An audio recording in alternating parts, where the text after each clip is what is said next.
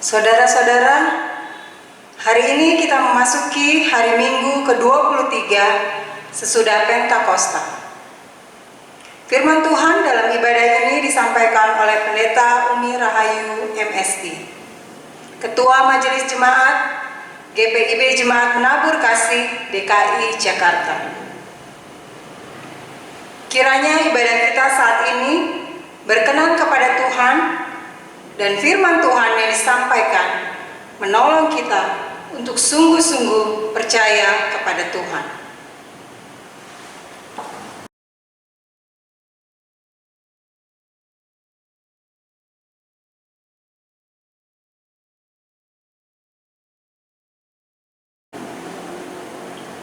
Marilah berdiri, masuklah ke pelataran Tuhan dan beribadah kepadanya. Marilah kita siapkan hati kita untuk menghadap Allah dan mengangkat pujian bagi kemuliaan namanya yang kudus, bersorak bagi Tuhan.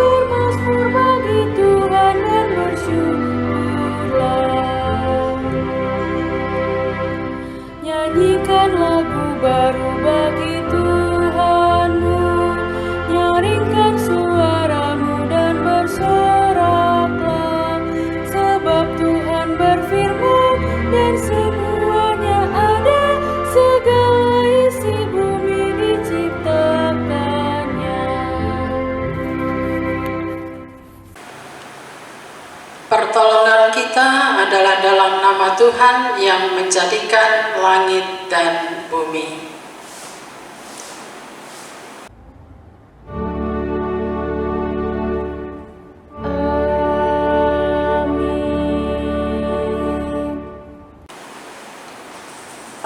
Saudara-saudara, nats pembimbing kita hari ini terambil dari 1 Petrus 5 ayat 2 yang menyatakan, "Gembalakanlah kawanan domba Allah yang ada padamu, jangan dengan paksa tetapi dengan sukarela, sesuai dengan kehendak Allah, dan jangan karena mau mencari keuntungan tetapi dengan pengabdian diri."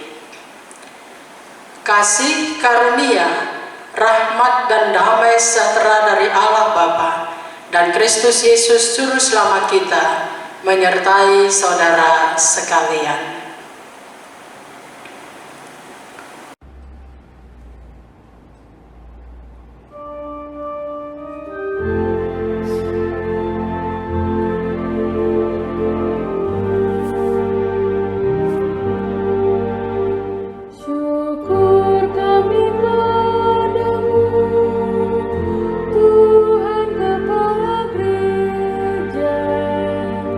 Sebagai tubuh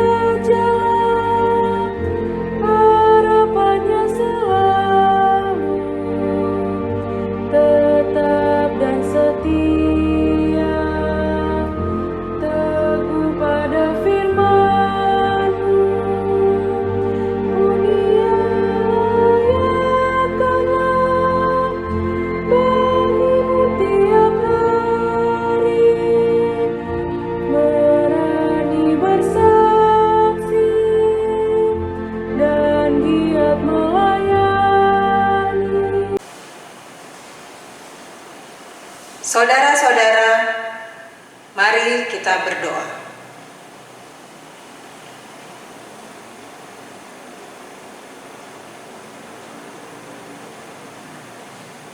Ya Bapa yang Maha Kasih, di hadapan-Mu kami datang, bersyukur atas kehidupan yang masih Tuhan anugerahkan bagi kami. Bersyukur atas segala kecukupan hidup yang kami terima dari tangan-Mu. Di tengah situasi hidup kami saat ini, kami datang dan berseru kepadamu.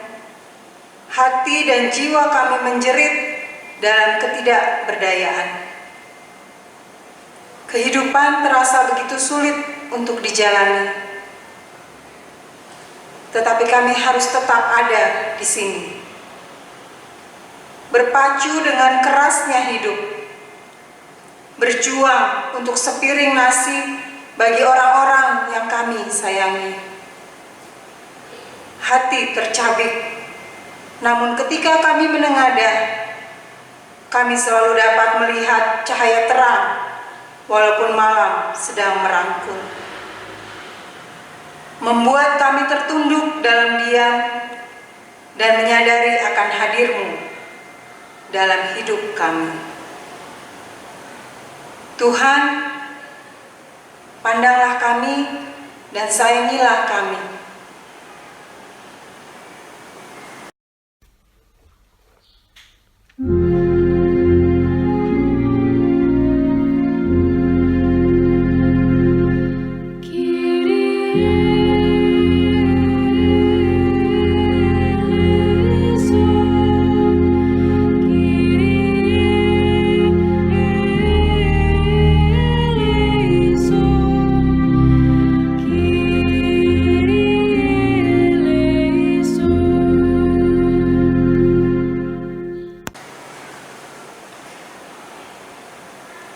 Tuhan Yesus, kami menyadari bahwa masih banyak saudara-saudara kami yang berada dalam keadaan yang lebih sulit dari yang kami alami saat ini. Tolonglah kami untuk berjumpa dengan mereka, membagikan cinta kasih-Mu kepada mereka, dan merasakan derita mereka. Kami mohon jadikanlah para pelayan jemaat-Mu contoh dan teladan yang baik dalam membagikan kasih-Mu, sehingga kami menjadi gereja yang hadir untuk menjadi berkat bagi masyarakat yang ada di sekitar kami. Biarlah Roh-Mu terus menyala dalam hidup kami, sehingga dalam kesulitan pun kami tetap menjadi saluran cinta kasih-Mu bagi orang-orang yang berkekurangan. Dalam nama Yesus, Tuhan dan Juru Selamat kami yang hidup, kami berdoa. Amin.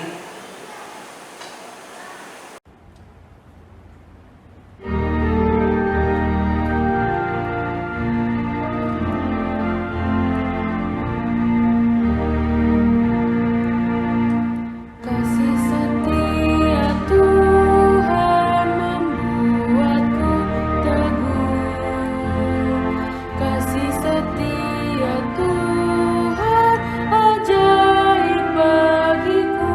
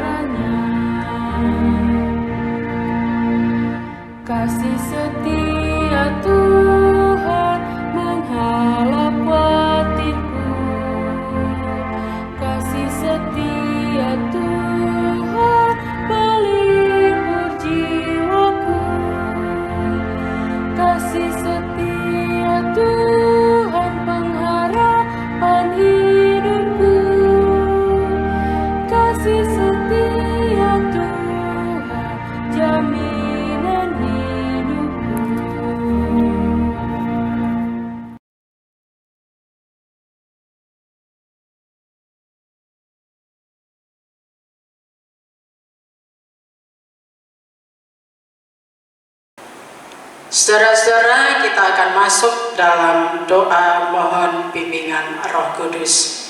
Mari kita berdoa. Engkau adalah Allah yang kekal, yang senantiasa memelihara kehidupan kami dan memberikan kepada kami kekuatan untuk menghadapi dan mengalami setiap peristiwa kehidupan hari ini dan saat ini. Tuhan, kami menyatakan kerinduan kami untuk mendengarkan, merenungkan akan firman Tuhan, karena kami sadar bahwa firman-Mu senantiasa menerangi hati kami, menuntun jalan kami, dan menolong kami untuk selalu menjadi alat berkat Tuhan dimanapun kami berada. Berilah kami hikmat melalui kuasa Roh Kudus-Mu, agar kami dapat mengerti dan memahami maksud dan kehendak Tuhan. Bersabdalah ya Tuhan, anak-anak-Mu sedia mendengarkan firman-Mu. Amin. Saudara-saudara yang dikasihi oleh Tuhan Yesus Kristus, marilah kita berdiri untuk mendengar firman Tuhan yang dibacakan dari Alkitab. Haleluya.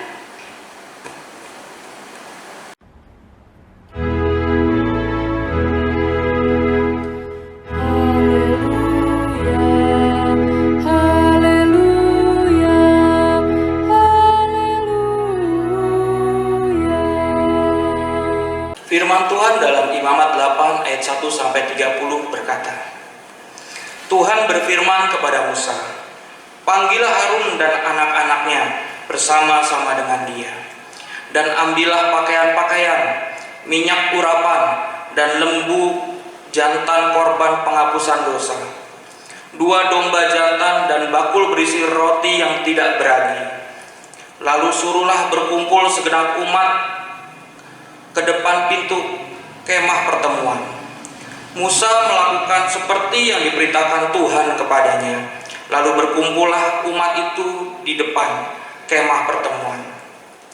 Berkatalah Musa kepada umat itu, inilah firman yang diperintahkan Tuhan untuk dilakukan. Lalu Musa menyuruh Harun dan anak-anaknya mendekat, dan dibasuhnyalah mereka dengan air. Sesudah itu dikenakannya kemeja kepadanya, diikatkannya ikat pinggang, dikenakannya gamis, dikenakannya baju efod, diikatkannya sabuk baju efod, dan dikebatkannya sabuk itu kepadanya. Dikenakannya tutup dada kepadanya, dan dibubuhnya di dalam tutup dada itu Urim dan Tumim. Kemudian ditaruhnya serban di kepalanya, dan di atas serban itu di sebelah depan ditaruhnya patam emas, yakni jamang yang kudus seperti yang diperintahkan Tuhan kepada Musa. Musa mengambil minyak urapan, lalu diurapinya kemah suci serta segala yang ada di dalamnya, dan dikuduskanlah semuanya itu. Dipercikannya sedikit dari minyak itu ke mezbah 7 kali, dan diurapinya mezbah itu serta segala perkakasnya, dan juga bejana pembasuh serta alasnya untuk menguduskannya. Kemudian dituangkannya sedikit dari minyak urapan itu ke atas kepala Harun, dan diurapinya dia untuk menguduskannya. Musa menyuruh anak-anak Harun mendekat, lalu dikenakannya kemeja kepada mereka, diikatkannya ikat pinggang, dan dililitkannya dester seperti yang diperintahkan Tuhan kepada Musa. Disuruhnya membawa lembu jantan korban penghapus dosa. Lalu Harun dan anak-anaknya meletakkan tangannya ke atas kepala lembu jantan korban penghapus dosa itu. Lembu itu disembelih, lalu Musa mengambil darahnya.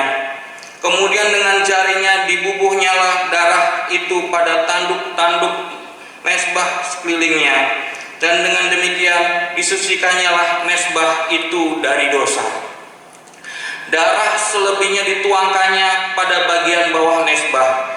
Dengan demikian dikuduskannya mezbah itu dan ditiadakannya pendamaian baginya. Diambillah segala lemak yang melekat pada isi perut, umbai hati, kedua buah pinggang serta lemaknya. Lalu Musa membakarnya di atas mezbah. Tetapi lembu jantan itu dengan kulit, daging, dan kotorannya dibakarnya habis di luar perkemahan, seperti yang diperintahkan Tuhan kepada Musa. Kemudian disuruhnya membawa domba jantan korban bakaran. Lalu Harun dan anak-anaknya meletakkan tangannya ke atas kepala domba jantan itu. Domba itu disembelih, lalu Musa menyiramkan darahnya pada mezbah sekelilingnya.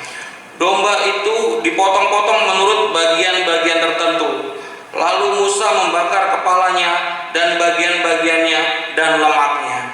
Tetapi isi perut dan betisnya dibasuh dengan air. Lalu Musa membakar seluruh domba jantan itu di atas mezbah. Itulah korban bakaran yang baunya menyenangkan, yakni suatu korban api-apian bagi Tuhan, seperti yang diperintahkan Tuhan kepada Musa. Kemudian disuruhnya membawa domba jantan yang lain, yakni domba persembahan pentabisan. Lalu Harun dan anak-anaknya meletakkan tangannya ke atas kepala domba jantan itu. Domba jantan itu disembelih, lalu Musa mengambil sedikit dari darahnya dan membubuhnya pada cuping telinga kanan Harun, pada ibu jari tangan kanan, dan pada ibu jari kaki kanannya. Musa menyuruh anak-anak Harun mendekat, lalu membubuh sedikit dari darah itu pada cuping telinga kanan mereka, pada ibu jari tangan kanan, dan pada ibu jari kaki kanan mereka. Lalu Musa menyiramkan darah selebihnya pada mezbah sekelilingnya. Diambilnya lemaknya, ekornya yang berlemak, segala lemak yang melekat pada isi perut, umbai hatinya, kedua buah pinggang serta lemaknya dan paha kanannya. Dan dari dalam bakul berisi roti yang tidak beragi yang ada di hadapan Tuhan, diambilnyalah satu roti bundar yang tidak beragi, satu roti bundar yang diolah dengan minyak, dan satu roti tipis. Lalu diletakkannya di atas segala lemak dan di atas paha kanan itu, dan ditaruhnya seluruhnya di telapak tangan Harun dan di telapak tangan anaknya, dan dipersembahkannya semuanya sebagai persembahan ujukan di hadapan Tuhan. Kemudian Musa mengambil semuanya dari telapak tangan mereka, lalu dibakarnya di atas mezbah, yaitu di atas korban bakaran. Itulah persembahan pentabisan untuk menjadi bau yang menyenangkan. Itulah suatu korban api-apian bagi Tuhan. Musa mengambil dada domba itu dan mempersembahkannya sebagai persembahan unjukan di hadapan Tuhan. Itulah yang didapat Musa sebagai bagiannya dari domba jantan persembahan pentabisan itu, seperti yang diperintahkan Tuhan kepada Musa.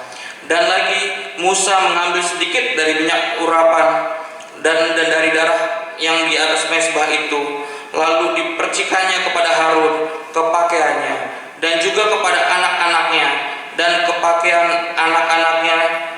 Dengan demikian ditabiskannya Harun, pakaiannya, dan juga anak-anaknya dan pakaian anak-anaknya. Demikianlah firman Tuhan. Hendaklah firman-Nya dengan segala kekayaannya diam di dalam hatimu, dan ucaplah syukur kepada Allah.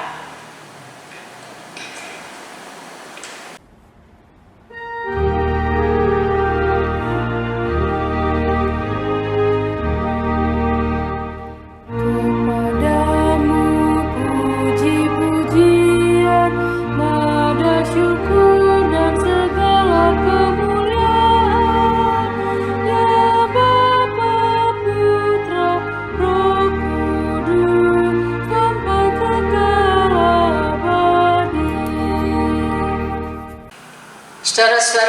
dikasih oleh Tuhan Yesus Kristus, cara GPIB mentahbiskan dan meneguhkan seorang pendeta berbeda dengan cara GPIB meneguhkan seorang presbiter atau pengurus pelokat.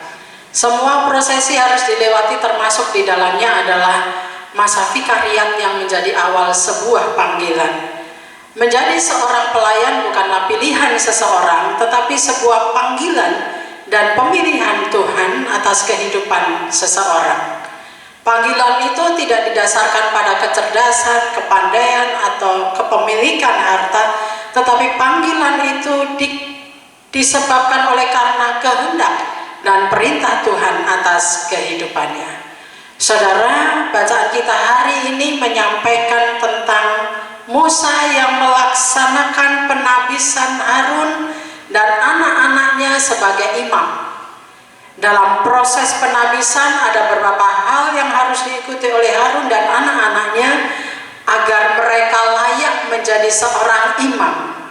Proses penabisan itu dipimpin oleh Musa berdasarkan petunjuk dan perintah dari Tuhan.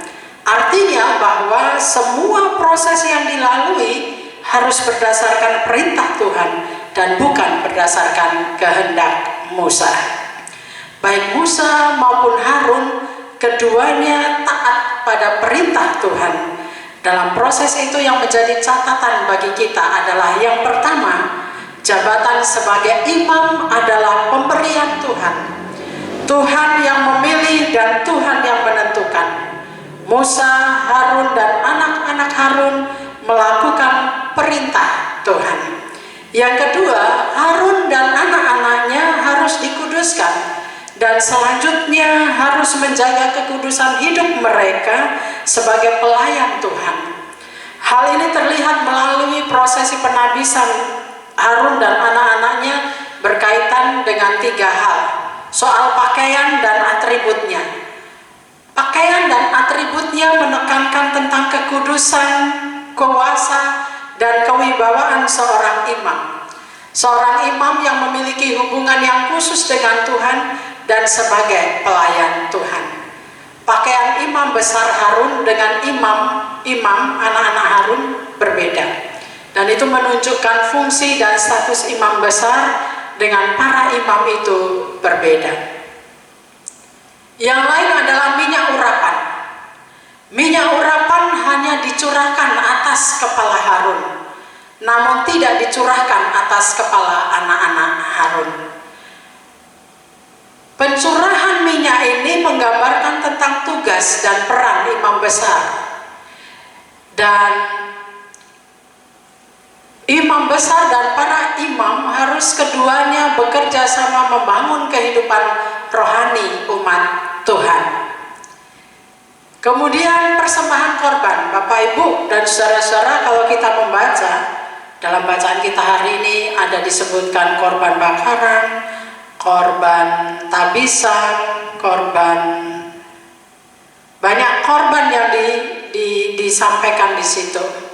Yang semuanya persembahan korban itu dilakukan oleh Musa mengandung makna teologis dalam proses penabisan. Persembahan korban itu gambaran tentang kehidupan dan peran dari imam. Apa? Lambang dari dedikasi atau pengabdian dan kesetiaan yang total. Yang kedua, menguatkan hubungan yang baik antara Tuhan dengan Harun dan anak-anaknya, karena melalui persembahan korban itu kehidupan mereka dikuduskan. Seorang imam adalah seorang manusia, karena kedudukannya ia sering membawa dirinya pada pencobaan-pencobaan yang khusus, maka ada persembahan korban.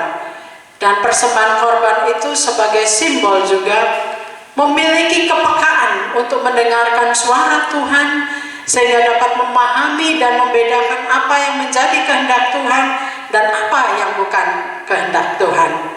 Tangan yang bekerja bagi Tuhan dan karya mereka yang dipersembahkan untuk kemuliaan nama Tuhan. Persembahan korban itu adalah juga menggambarkan tentang kehidupan dan peran iman, di mana mereka memiliki tugas memberi makan umat Tuhan secara rohani. Saudara-saudara, upacara penabisan ini dilakukan oleh Musa dengan tujuan seseorang yang sebelumnya tidak layak karena kenajisannya menjadi dilayakkan terlebih dalam menjadi perantara antara Tuhan dan manusia, karena imam tugasnya adalah sebagai perantara antara Tuhan dengan manusia. Sehingga ketika ia melakukan tugas, ia sebelumnya dilayakkan dulu melalui korban-korban tersebut. Tujuannya juga membawa seseorang untuk memiliki kualitas hidup yang kudus, agar selama hidupnya ia menjaga kekudusan hidup. Dan upacara penabisan ini dilakukan sebagai ibadah umat.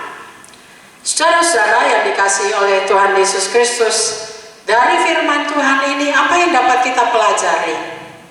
Yang pertama, Tuhan yang memilih dan menentukan seorang pelayan bagi umatnya, bukan manusia. Proses pemilihan itu yang melayakkan seseorang untuk menjadi pelayan Tuhan. Oleh karena itu, dalam melaksanakan tugas panggilan dan pengutusan, yang dikerjakan adalah perintah Tuhan, yaitu firman-Nya. Dan pantas menyatakan seorang itu layak menjadi pelayan atau tidak, bukan manusia, tetapi Tuhan. Manusia yang dipilih Tuhan menjadi pelayannya akan dilayakkan Tuhan untuk menjalankan tugas dan tanggung jawabnya sebagai pelayan. Dalam kehidupan bergereja kita, tentunya pelayan-pelayan Tuhan itu adalah para presbiter, pengurus pelkat, dan komisi. Dan di tengah-tengah proses pemilihan itu ada proses pembinaan. Sama seperti Harun dan anak-anaknya, hanya Harun yang melalui proses penuangan minyak urapan di atas kepalanya sebagai simbol bahwa ia dilayakkan untuk menjadi imam besar.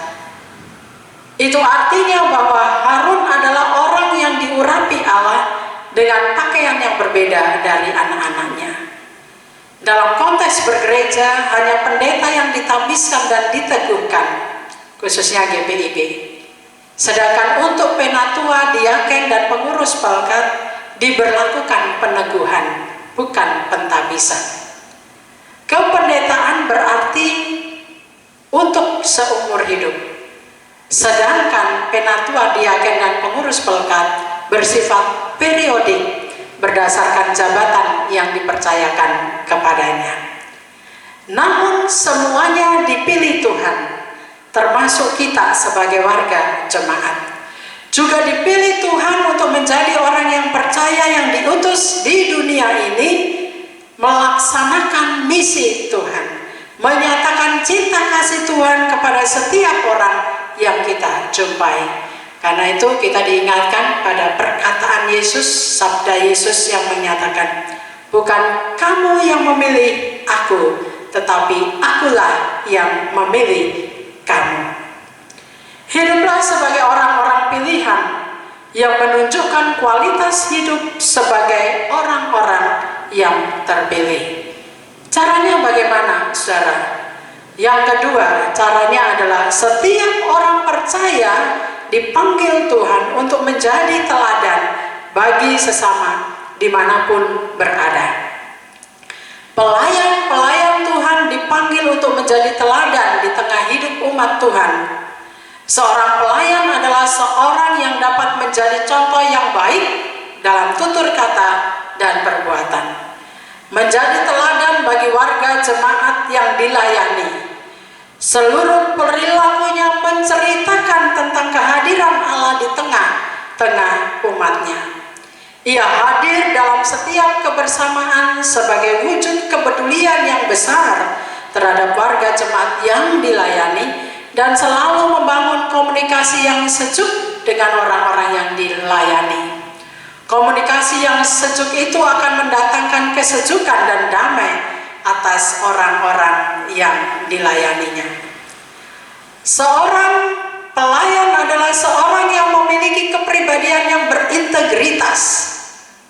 Berintegritas artinya dapat dipercaya. Bukan hanya pandai berbicara, tetapi siap untuk melaksanakan perintah atau firman Tuhan. Kata dan perbuatannya sama, bukan berkata A lalu melakukan perbuatan B dan C. Apapun yang dilakukan untuk kebaikan dan perkembangan orang-orang yang dilayani, dan ia berlaku sebagai pelayan yang inspiratif. Saudara-saudara yang dikasihi oleh Tuhan Yesus Kristus, teladan seorang pelayan adalah seorang yang selalu berakar, bertumbuh, dan berkarya menurut kehendak Tuhan. Segala sesuatunya dilakukan untuk menyenangkan hati Tuhan, bukan untuk menyenangkan hati manusia. Untuk menyenangkan hati Tuhan. Seperti Harun yang memiliki kepekaan untuk mendengarkan suara Tuhan, sehingga dapat memahami dan membedakan apa yang menjadi kehendak Allah dan apa yang bukan menjadi kehendak Allah. Kesediaan Harun untuk bekerja bagi Tuhan dan berkarya bagi mereka, dan itu dipersembahkan untuk kemuliaan nama Tuhan. Berusaha mencari kehendak Tuhan dalam setiap peristiwa pelayanan yang dialami dan memiliki pengetahuan yang luas dalam hidup bergereja, khususnya GPIB. Itulah seorang pelayan yang dapat menjadi teladan bagi umatnya. Ketika seorang pelayan memiliki 3 ciri ini, maka saudara-saudara, ia dapat mendorong, memotivasi umat Tuhan untuk berakar, bertumbuh, dan berkarya dimanapun mereka berada sesuai dengan kehendak Tuhan. Dan itulah bentuk ketaatan, pengabdian, dan cintanya pada Tuhan. Yang ketiga, saudara-saudara yang dikasihi oleh Tuhan Yesus Kristus, seorang pelayan Tuhan selalu berusaha membangun relasi yang intim dengan Tuhan. Pusat kehidupan seorang pelayan bukanlah untuk dirinya sendiri, tetapi hidup untuk kemuliaan Tuhan, yang diwujudkan dalam kesetiaan untuk setia dan pengabdian yang sungguh kepada Tuhan. Ia akan selalu membawa umat yang dilayaninya dalam komunikasinya dengan Tuhan, memberikan waktunya untuk memiliki waktu yang khusus berbicara dengan Tuhan melalui doa-doa dan baca firman. Kedekatan pada Tuhan membawa seseorang menjadi pelayan yang peka terhadap umat yang dilayaninya, melayani dalam kerelaan dan melihat bahwa segala sesuatu yang dilakukan bukan untuk kemegahan dirinya, melainkan untuk kemuliaan nama Tuhan. Karena itu boleh saya katakan, doanya seorang pelayan adalah membuang atribut yang lama yang menempel dalam kehidupan. Apa itu? Kesombongan, iri hati, keangkuhan, diubah menjadi memiliki hati yang lemah lembut kepada semua orang. Perbuatan-perbuatan yang dinyatakan dalam bentuk kepedulian terhadap sesama yang menderita atau warga jemaat yang menderita, itu adalah bentuk doa seorang pelayan. Menyediakan waktu dan diri bagi mereka yang membutuhkan tumpangan, itu juga adalah satu bentuk doa. Memotivasi mereka yang mengalami keputusasaan dan menolong mereka yang membutuhkan bantuan. Saudara-saudara yang dikasihi oleh Tuhan Yesus Kristus, mari kita belajar dari firman Tuhan hari ini dan mengingat bahwa yang memilih Tuhan bukan manusia. Yang memilih pelayan adalah Tuhan, bukan manusia. Dan Tuhan akan melayakkan dia untuk melakukan tugas tanggung jawabnya. Dan setiap orang percaya dipanggil Tuhan untuk menjadi teladan bagi sesama dimanapun berada. Seorang pelayan Tuhan juga harus selalu berusaha membangun hubungan ataupun relasi yang intim dengan Tuhan. Bukan hanya seorang pelayan, tetapi kita semua umat Tuhan juga dimotivasi melalui kitab Imamat untuk membangun relasi yang intim dengan Tuhan. Kiranya firman Tuhan ini menguatkan kita. Tuhan memberkati. Amin.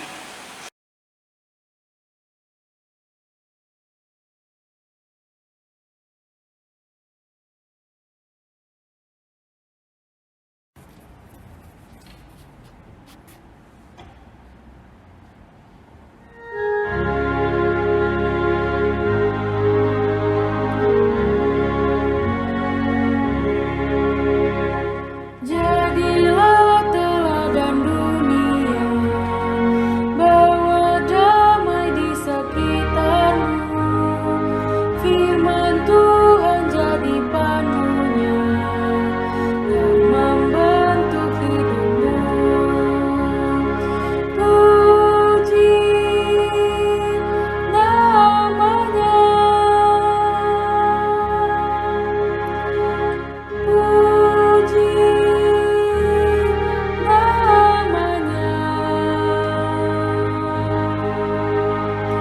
puji kuasanya,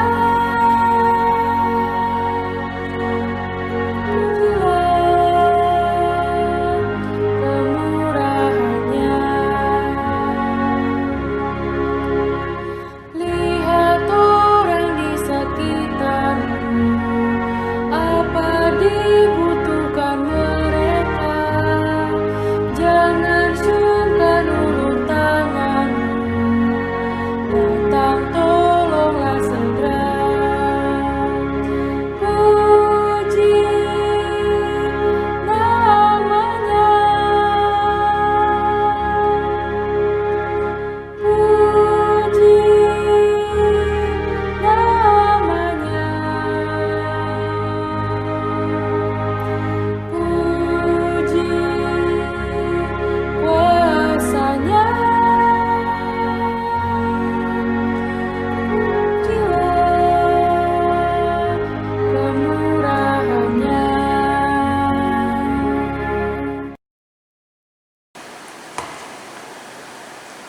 Saudara-saudara yang dikasihi oleh Tuhan Yesus Kristus, marilah kita berdiri untuk mengaku iman menurut pengakuan iman rasuli. Hendaklah masing-masing orang dengan hati dan mulut berkata, Aku percaya kepada Allah Bapa yang Maha Kuasa, Khalik langit dan bumi, dan kepada Yesus Kristus, anaknya yang tunggal Tuhan kita, yang dikandung daripada Roh Kudus, lahir dari anak darah Maria, yang menderita di bawah pemerintahan Pontius Pilatus, disalibkan, mati dan dikuburkan, turun ke dalam kerajaan maut. Pada hari yang ketiga bangkit pula dari antara orang mati, naik ke sorga, duduk di sebelah kanan Allah Bapa yang Maha Kuasa, dan akan datang dari sana untuk menghakimi orang yang hidup dan yang mati. Aku percaya kepada Roh Kudus, gereja yang kudus dan am, persekutuan orang kudus, pengampunan dosa, kebangkitan daging, dan hidup yang kekal. Bapak Ibu dipersilahkan untuk duduk kembali. Saudara-saudara, mari kita berdoa.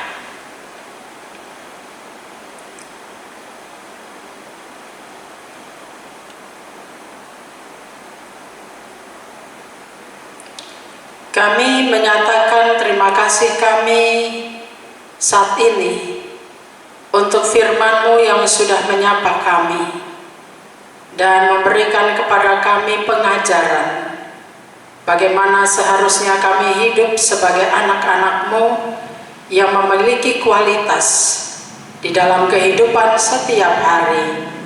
Kiranya Tuhan menopang dan menolong kami agar kami menjadi anak-anak Tuhan yang selalu memuliakan Tuhan dimanapun kami berada. Kami mohon Tuhan Kau menolong kami, supaya kami dapat belajar memaknai kehidupan sebagai umat Tuhan yang dapat menjadi berkat dan saluran berkat bagi sesama kami. Kami mohon Tuhan Engkau juga menolong kami dalam kehidupan berbangsa dan bernegara kami.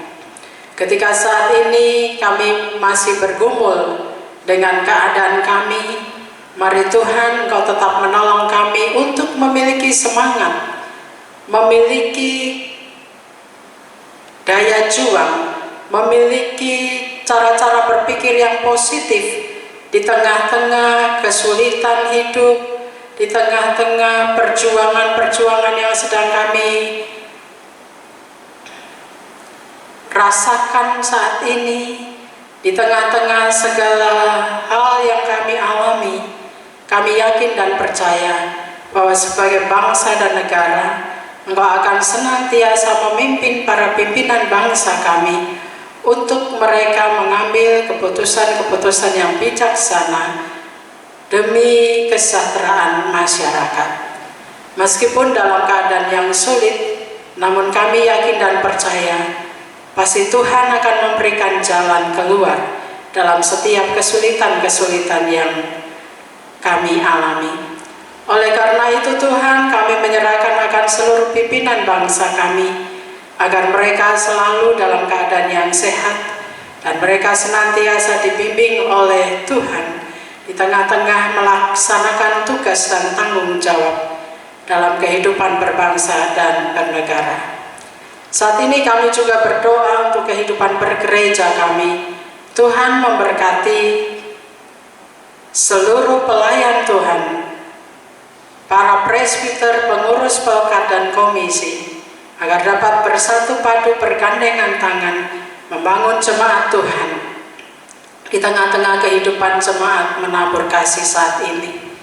Biarlah Tuhan, pelayan-pelayan-Mu dapat menjadi teladan di tengah-tengah kehidupan berjemaat, melakukan apa yang difirmankan Tuhan pada hari ini, selalu menjaga kualitas hidup sebagai seorang pelayan yang dapat dipercaya, yang menjadi inspirasi bagi warga jemaat, dan senantiasa dimotivasi oleh Tuhan dan firman Tuhan untuk selalu setia dan menyatakan pengabdiannya kepada Tuhan dalam kehidupan yang penuh bertanggung jawab di tengah-tengah kehidupan pelayanan.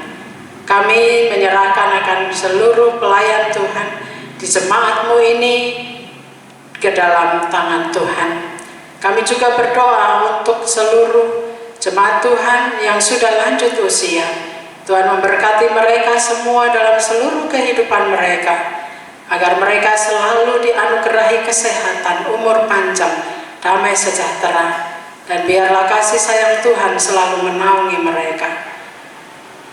Dalam keadaan apapun mereka selalu memiliki sukacita yang daripada Tuhan sendiri. Kami juga berdoa untuk saudara-saudara kami yang mengalami pergumulan dalam kehidupan rumah tangga, baik saat pergumulan dalam kehidupan ekonomi, keluarga, maupun dalam relasi suami istri, orang tua anak, saudara bersaudara. Tuhan tolong supaya kehadiran Tuhan, cinta kasih Tuhan nyata atas kehidupan keluarga-keluarga ini, sehingga mereka senantiasa dapat menyatakan cinta kasih Tuhan dalam kehidupan keluarga mereka. Tuhan, kami saat ini juga berdoa untuk setiap warga jemaat yang bertambah usia dan bersukacita karena pertambahan usia mereka, baik pribadi maupun perkawinan. Berilah mereka senantiasa hikmat-Mu, agar mereka semakin berhikmat di dalam kehidupan mereka setiap hari, dan mereka menyatakan sukacita di dalam Tuhan dengan menjadi alat berkat bagi sesama dimanapun mereka berkarya, dimanapun mereka berada dan dalam relasi dengan siapapun. Kehadiran mereka mendatangkan damai sejahtera dan sukacita bagi sesama. Kami serahkan rencana-rencana ke depan mereka ke dalam tangan Tuhan, Tuhan kiranya memberkati. Saat ini kami juga berdoa kiranya Tuhan Kau menolong kami dalam rencana kami seminggu yang akan datang. Tuhan kiranya kasih sayang menaungi kami agar apa yang kami rencanakan dapat terlaksana sesuai dengan kehendak dan rencana Tuhan saja. Kami serahkan kehidupan kami dalam sepekan ini ke dalam tangan-Mu. Ya Tuhan, dalam pengasihan-Mu kami mohon.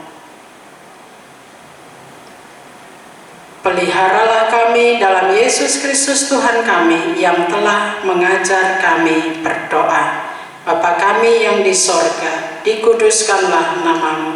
Datanglah kerajaan-Mu, jadilah kehendak-Mu di bumi seperti di sorga. Berikanlah kami pada hari ini makanan kami yang secukupnya, dan ampunilah kami akan kesalahan kami, seperti kami juga mengampuni orang yang bersalah kepada kami. Dan janganlah membawa kami ke dalam pencobaan, tetapi lepaskanlah kami daripada yang jahat.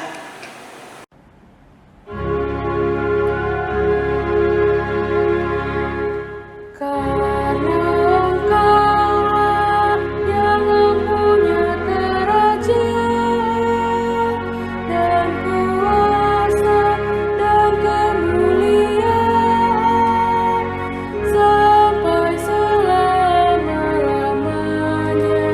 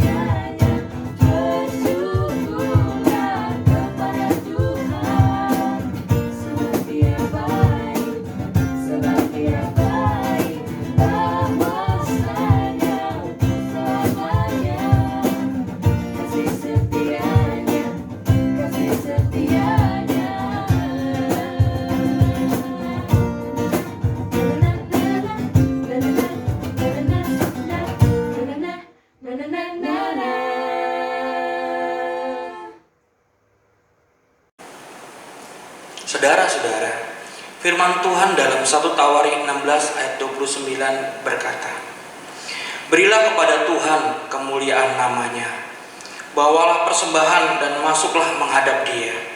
Sujudlah menyembah kepada Tuhan dengan berhiaskan kekudusan." Tuhan memberkati kita dan persembahan yang kita bawa di hadapan kekudusan hadirat-Nya.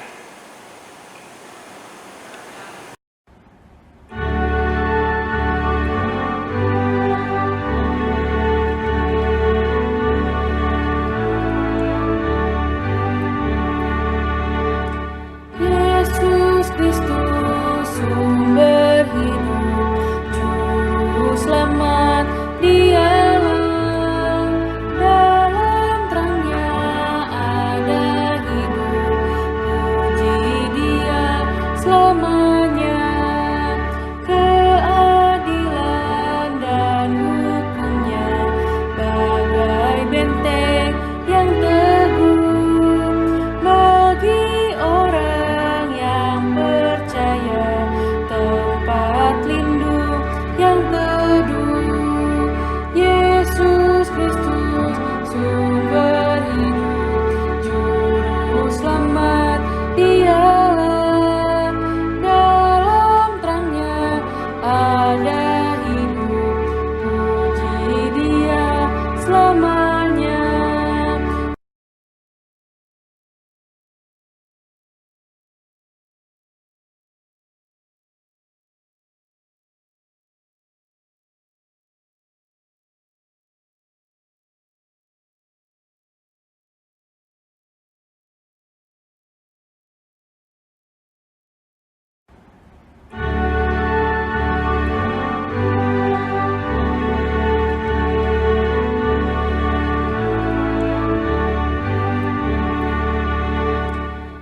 Ucap syukur, hai umatnya, dengan harta dan benda, bahkan hidup seutuhnya persembahkan padanya.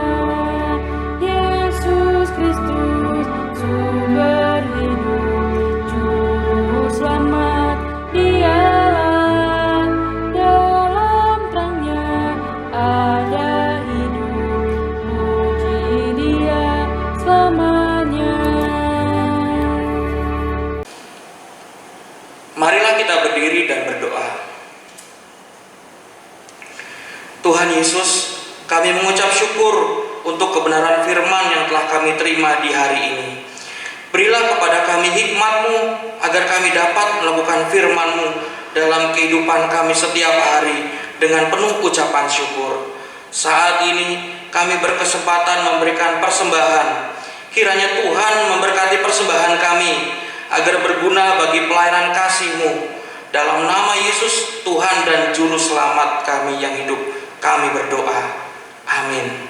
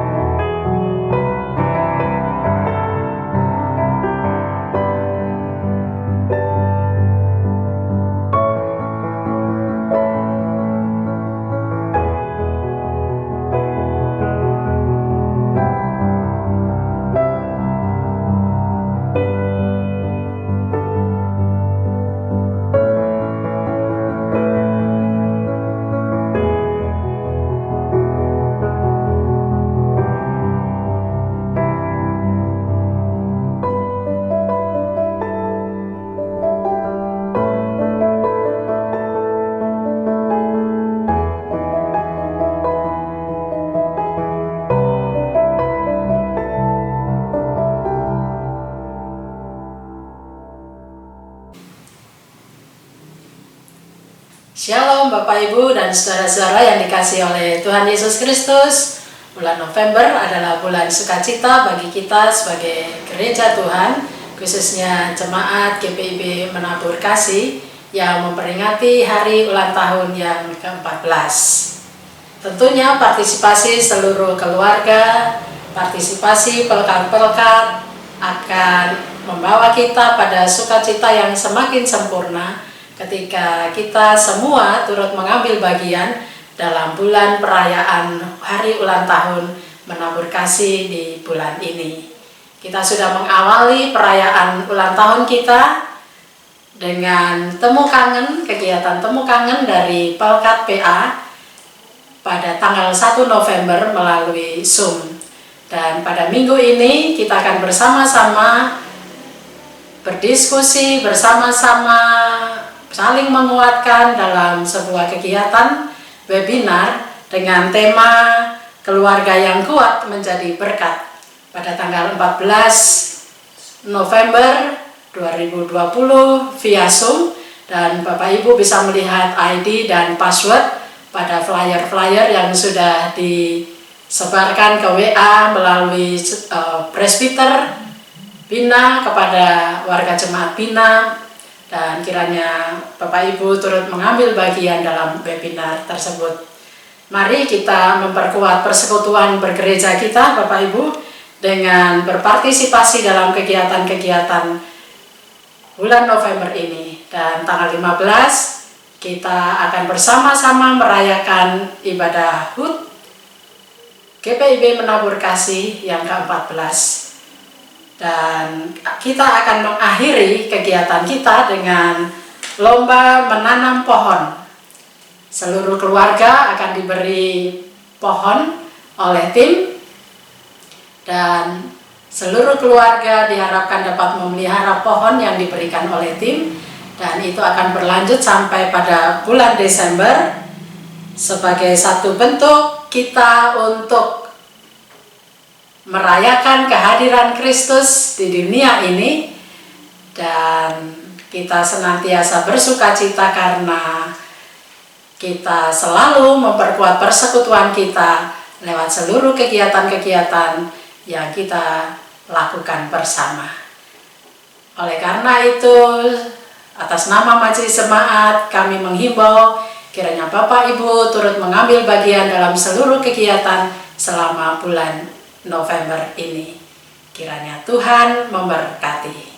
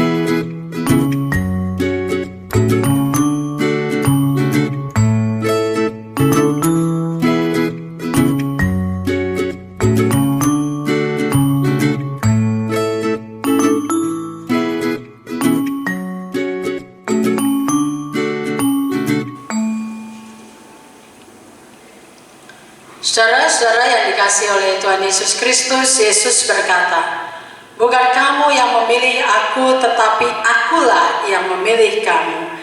Karena itu hiduplah sebagai orang pilihan Allah yang berkualitas dan berintegritas."